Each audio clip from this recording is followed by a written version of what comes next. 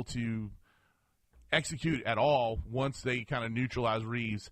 And then South Carolina, again, allowed they got a little softer on Reeves in the second half. He had a nice second half. He had 15 points per game.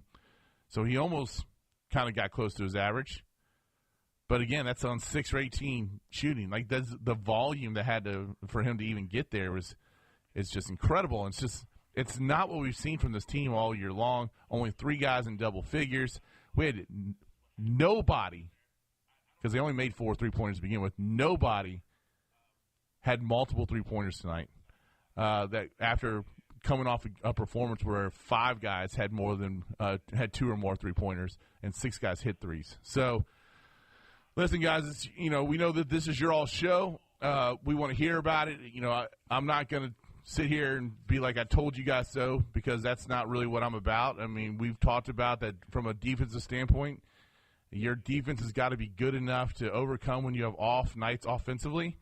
But Kentucky basically went into this game and brought a knife to a gunfight, and South Carolina came out and just shut them down, and Kentucky had no answer. They have no way of digging deeper defensively and using their defense to start their offense when they're struggling. That would have been the key tonight. Could you generate offense off of your defense? And it wasn't there. So, Zach, what'd you think? Yeah, it was never there from the very beginning. And Zach's got to go answer the phone lines. So he's doing God's work right now. He's trying to help me out. He's also managing the phone line. So be good to Zach when you call in. But Zach wants to give his takes. I mean, Zach, that's what Zach wants to do. He likes giving his takes. Yeah. So I mean, they shot 4 for 13 from 3, which I think is one of the most surprising stats that they've had. This is a team. The fact that they only took 13 threes? No, in fact, they only took 13 threes. And, we said coming into this game, the baseline all season for Kentucky has typically been 80 points. So if you said at the beginning that South Carolina would score 79, you'd have felt pretty good about Kentucky's chances of winning this game. But the fact of the matter is that Antonio Reeves just never got going, and he'll get the phone. He's going to go back and get the phone. And listen, 8 for 21 for Kentucky on layups.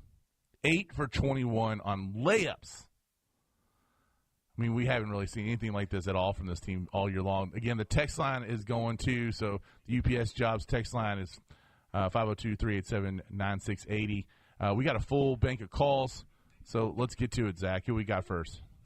First up, we'll get Joe. I was just going to say the fact that they didn't really get Antonio Reeves. The first half, he was basically taken out of the game. And what we've learned about Kentucky is this offense runs through Antonio Reeves. Rob Dillingham is a great ISO one-on-one player. Reed Shepherd's a good outside shooter. Trey Mitchell's typically been very good this year. He wasn't very good tonight at all. I know he went 5 for 8, but he was really not much of a factor in the game. But we know that this team runs through Antonio Reeves. And if he doesn't get going like he did not do in the first half, he only ended up shooting 6 for 18, 15 points.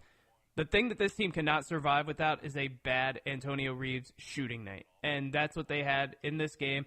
But the problem, again, just giving up the open threes that they did. And this has become a Cal team staple where they collapse on the inside and they just don't seem to ever rotate over to the shooters. 10 for 4, it was 11 for 24 from the three-point line. They gave up 11 threes. A team to get outscored 11-4 makes, as far as the three-point line is concerned, that's too much math for me to do at one time. I think it's 21. Yeah, 21 points. Yeah, because 7 more threes. There you go. 21 points. I was told there'd be no math. But that's inexcusable for this team, and this is the game that makes you wonder, if this team loses in the second round of the tournament, this is going to be a performance that shows that they could lose in the second round of the tournament. Their ceiling's there. That's a solid point right there, for sure. The ceiling's still there for them. I think it can be an Elite 8 team, potentially a Final Four team, if they get the right matchups. But if they lose in the second round, it's going to look